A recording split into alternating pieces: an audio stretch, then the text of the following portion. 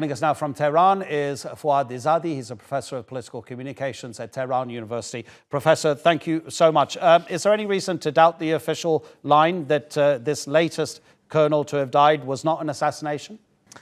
Well, I think in the past, if we have had people who have been assassinated, the government has not shown any hesitation to say so. And people also die on natural causes or because of accidents. So I don't have any reasons to doubt what we are hearing. It could be in some later date, they realize that it might have been some terrorist activity. They would also point to that. What we do now know is that Israelis are engaging terrorism in Iran. Israel is a terrorist state, and I don't think we have seen the end of Israeli terrorism in Iran. So that's, I think, very much clear. Yeah, and President Ibrahim Raisi has already promised that there will be some sort of retaliation for Khodai's killing. What possible action could Iran take? You know, I think the Iranian government has taken actions in the past for other assassinations and terrorist activities. You know, Israelis have sabotaged Iranian nuclear sites. They have assassinated Iranian nuclear scientists.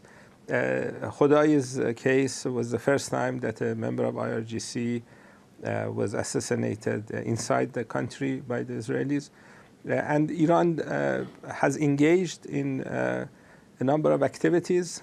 As you know, both sides don't claim credit for what they do. But if you see Israelis killed or sabotage inside the occupied Palestine, there are reasons to believe that there could be an Iranian connection to those.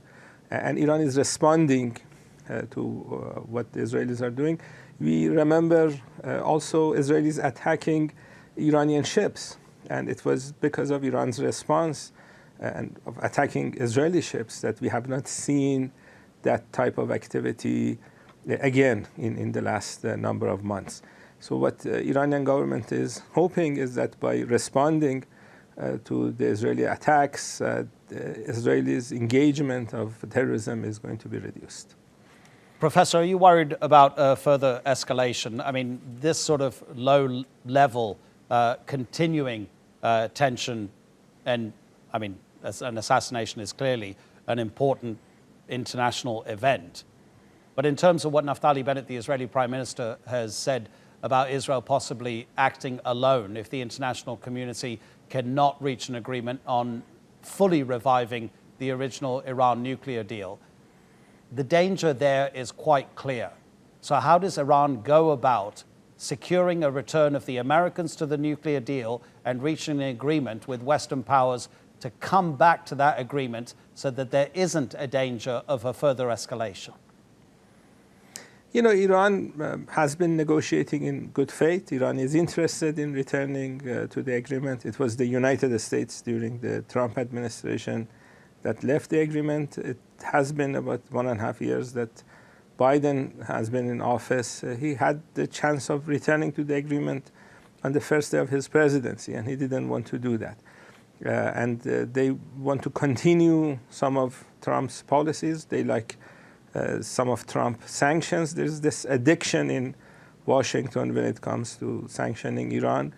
And they need to change that. And sooner or later, the Biden administration will be responsible for Iran policy. They cannot blame Trump for the difficulties that exist. As for the Israelis are concerned, you know, they can attack Iran, and they have the means to do that. But it has been said by Iranian leaders, including Iran's Ayatollah Khamenei, that if Israelis attack Iran, Iran will destroy Tel Aviv and Haifa. And Iran has the capability of doing that. And I think at the end of the day, Israelis will realize that Tel Aviv and Haifa are important cities for them, and they would not attack Iran because they realize they will lose those cities. Professor Foad Izadi in Tehran. Thank you, Professor.